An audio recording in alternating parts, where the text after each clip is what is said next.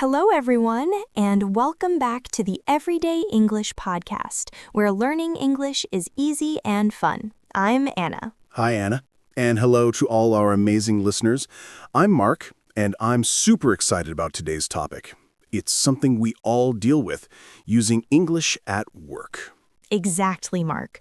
Whether you're just starting your career or you've been working for years, English plays a big role in so many workplaces around the world. Today, we're going to talk about some common situations where you might use English at work, like writing emails, understanding reports, and participating in meetings. That's right, Anna. But before we dive in, we have a small favor to ask our listeners.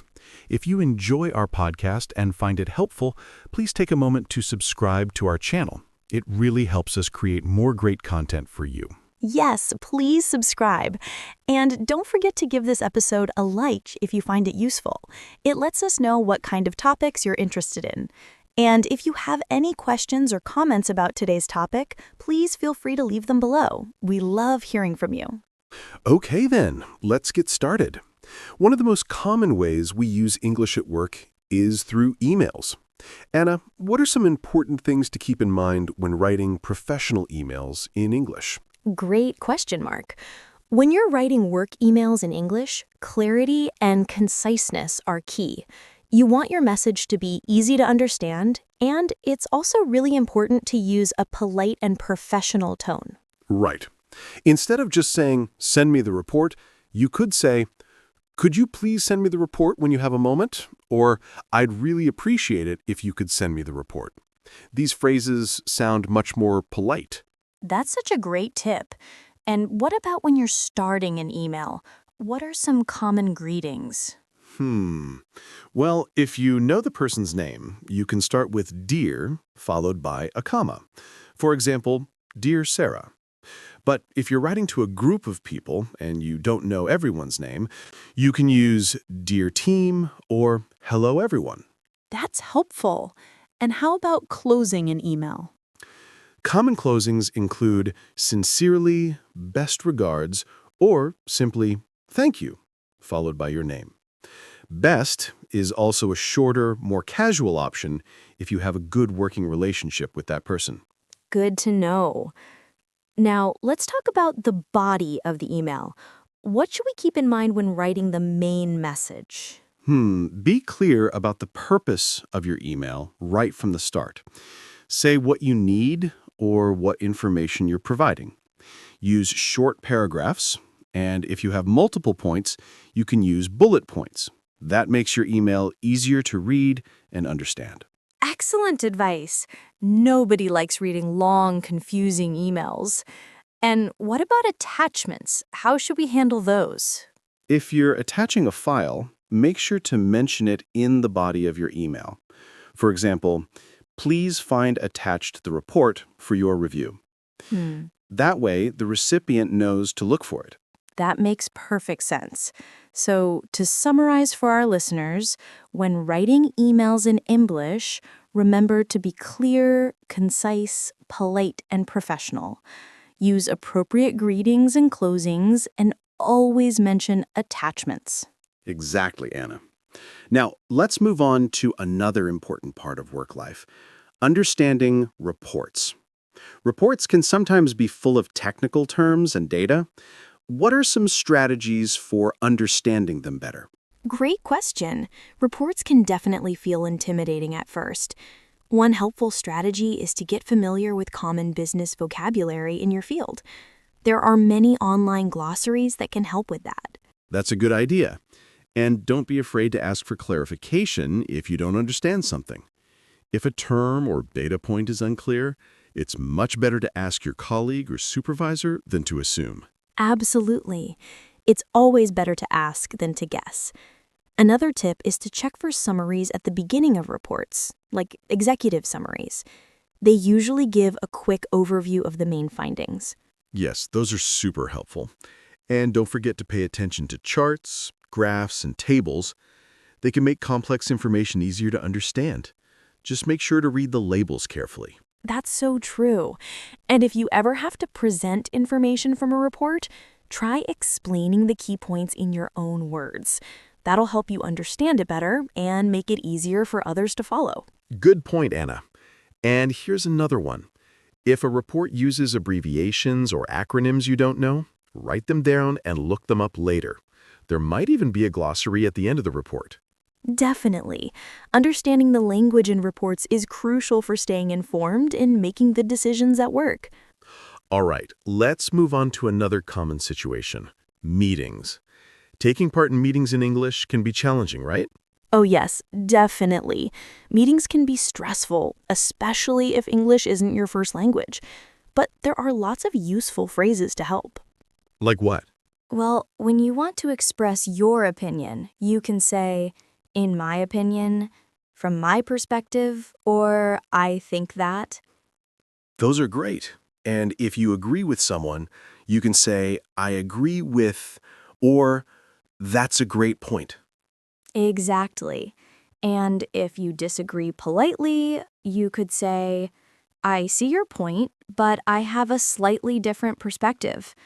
Or, I'm not sure I completely agree with that because it's always important to stay respectful. Absolutely. And what about asking for clarification? Sometimes meetings move really fast. True. In that case, you can say things like, could you please explain that again? Or, I didn't quite catch that. Could you repeat it? Another useful one is, what do you mean by... Those are gold. And if you want to add to someone's point, you can say, building on what said, or I'd like to add to that. Perfect. And if you need to interrupt politely, use excuse me or sorry to interrupt before sharing your idea. Just remember, be polite so you don't disrupt the flow. That's good advice. Also, pay attention to the tone of the meeting. Is it formal or informal? That will help you choose the right words. Exactly. And if you're leading a meeting, speak clearly and not too fast. It also helps to summarize key points so everyone stays on the same page. Great tip. And for everyone else, active listening is key. Pay attention to both the words and the body language. Definitely. And if English isn't your first language, don't hesitate to take notes. It really helps you remember key details later. Very true. Now, let's talk about another part of daily work life. Reporting tasks, especially in daily stand-up meetings. Ah, yes, the famous stand-ups. They're usually short and straight to the point. You usually answer 3 questions. What did I do yesterday? What am I planning to do today? And are there any blockers? Right. So for what did I do yesterday, you can say, yesterday I finished the design, or I worked on fixing the login issue. That's past simple tense. Exactly. And for what am I doing today, you can use present continuous, like today I'm working on or I'm going to focus on. And for blockers, you can say, I'm locked by, or I'm waiting for. These updates should be short and clear. Right. Daily stand-ups are meant to be quick. No long stories.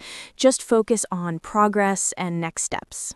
Sometimes you might also report your progress in writing, maybe in a daily or weekly report.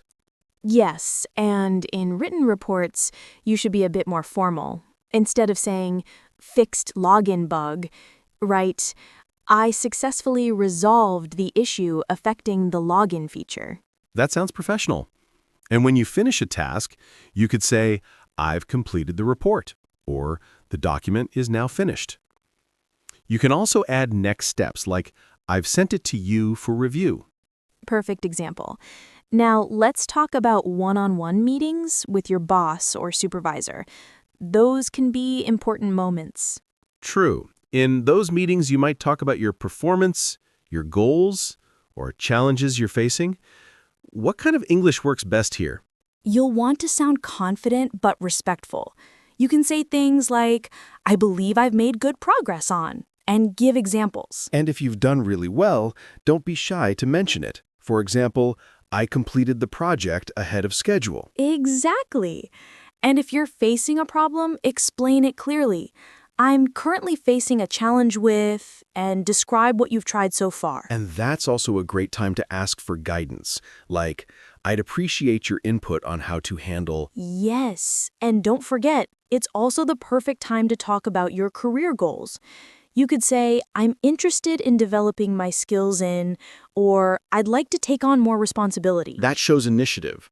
And don't forget to listen actively to your boss's feedback. Exactly. And one more thing, always prepare before the meeting.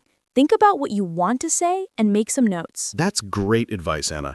Now, let's shift gears a bit. We've talked about using English for work tasks, but what about social English at work? Oh, yes. The fun part. Connecting with colleagues is just as important. Casual conversations help build relationships. For example, during a coffee break, you could ask, "How is your morning going?"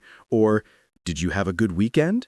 Exactly. And to answer, you might say, I had a relaxing weekend. I went for a walk. Or, it was busy. I visited my family. And if you want to show interest in their work, you could ask, how's that project coming along? Or, are you busy today? Right. And if you're talking about your own work, you could say, I'm working on something challenging right now. Or, I just finished that report. Feels great.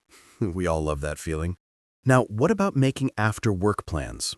You can say, would you like to grab a coffee after work? Or, are you free tonight?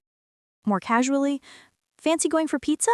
Or, if you're inviting a group, you can say, "Hey everyone, a few of us are going out tonight. Want to join?" And if you have to say no politely, try, thanks for the invite, but I already have plans. Or, maybe next time. That's so polite and natural. And when the day ends, you can say, "Have a good evening," or "See you tomorrow." If it's Friday, don't forget, have a great weekend. These small phrases can make such a big difference in how connected you feel at work. Exactly. It's not just about formal English, the everyday interactions matter too.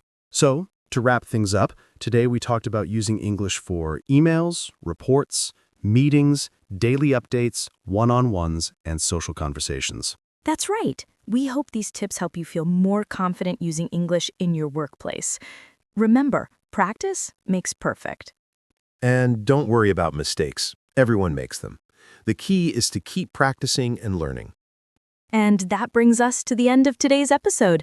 Thank you so much for tuning in to the Everyday English podcast. We really appreciate you spending your time with us. And before we go, please subscribe if you haven't already, and share this episode with anyone who might find it helpful. Yes, the more people we can help learn English, the better. And don't forget to leave a comment. We love reading your thoughts and suggestions. Thanks again for listening, and we can't wait to see you in our next episode. Bye for now, and have a wonderful day. Take care, everyone.